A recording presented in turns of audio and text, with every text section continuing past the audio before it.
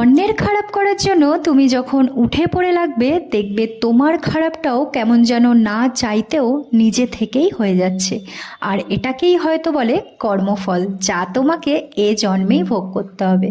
তো hello everyone, কেমন আছো তোমরা সবাই? চলে এসেছি ছোট্ট আরও একটি মিনি ব্লগ নিয়ে। তো আজ সকালে বানিয়েছি হচ্ছে লুচি আর আলুর দম।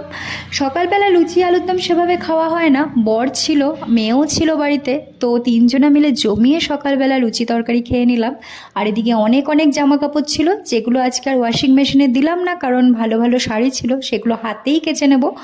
আর মেয়ে বায়না করছিল পুকুরে সাঁতার শিখবে, সেই কারণে বর নিয়ে আসলো মেয়েকে সাঁতার শেখাতে।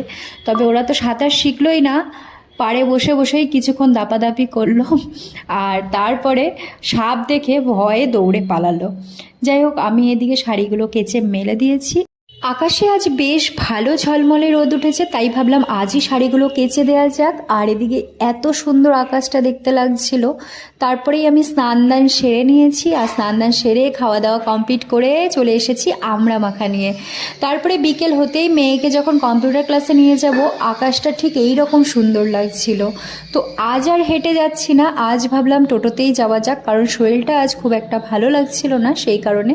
তারপরে ওকে কম্পিউটার ক্লাসে নামিয়ে দিয়ে আমরা চলে এসেছিলাম সকলে মিলে একটা দোকানে, যেখানে খুব সুন্দর সুন্দর কুর্তি ওয়ান পিস পাওয়া যাচ্ছিল। তবে আমার এই কুর্তির সঙ্গে এই ওয়ান পিসটা বেশ পছন্দ হয়েছে, তবে আর নিলাম না।